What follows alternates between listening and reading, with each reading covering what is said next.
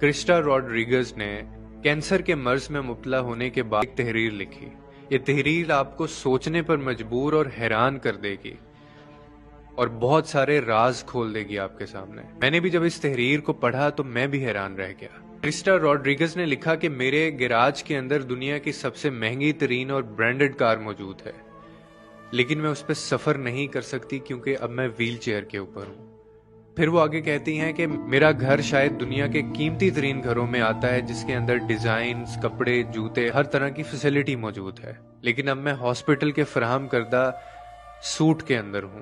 پھر وہ کہتی ہیں کہ میرے بینک کے اندر اچھی خاصی رقم بھی موجود ہے، لیکن اب اس رقم سے مجھے کوئی خاص فائدہ نہیں ہو رہا۔ پھر وہ کہتی ہیں کہ میرا گھر ایک محل کی طرح ہے، لیکن میں ہاسپٹل کے اندر ڈبل سائز کے بیڈ کے اوپر پڑی رہتی ہوں۔ اور پھر وہ کہتی ہیں آگے کہ میں ایک 5 سٹار ہوٹل سے دوسرے 5 سٹار ہوٹل میں جا سکتی ہوں، لیکن اب میں ہاسپٹل میں ایک لیب سے دوسرے لیب میں سفر کرتی رہتی ہوں۔ میں نے سینکڑوں لوگوں کو آٹوگراف دیا ہے، لیکن آج ڈاکٹر کا ایک نوٹ میرا آٹوگراف بن کے رہ گیا ہے۔ پھر وہ کہتی ہیں کہ میرے بالوں کو سجانے کے لیے میرے پاس 7 سے 8 بیوٹیشنز موجود تھیں، لیکن آج میرے سر پہ ایک بھی بال موجود نہیں ہے۔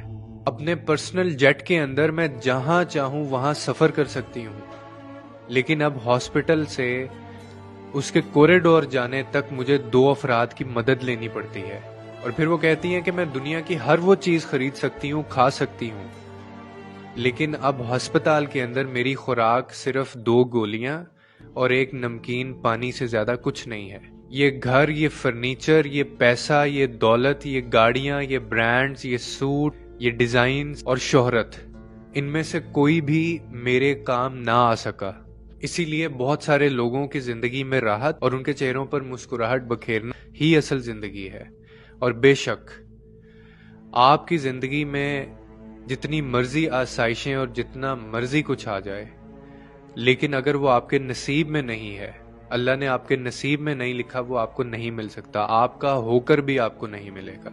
اور اسی لیے ہمیشہ دعا اپنی صحت کی کیا کریں، ہمیشہ دعا اپنے نصیب کی کیا کریں کہ جو چیزیں آپ کو ملی ہیں، جو خوشیاں آپ کو ملی ہیں، اللہ تعالیٰ وہ آپ کو نصیب بھی کرے، آپ کو وہ خوشیاں منانا نصیب بھی کرے۔ آپ کو یاد ہوگا کہ پرانے زمانے میں سب سے بڑی دعا یہی دی جاتی تھی کہ اگر ہمیں خوشی کوئی بھی ملتی تھی تو ہمیں کہا جاتا تھا کہ اللہ تعالیٰ یہ خوشی تمہارے نصیب میں کرے۔ آج میں یہ تحریر پڑھ کر سمجھا ہوں کہ خوشیاں تو ہماری زندگی میں ہوتی ہیں، لیکن ہمارے نصیب میں نہیں ہوتی۔ اسی لیے ہمیں کیوں یہ دعا مانگنی چاہیے؟ بے شک سکون صرف اللہ کی ذات میں ہے، اور موت کے علاوہ کوئی حقیقت نہیں ہے۔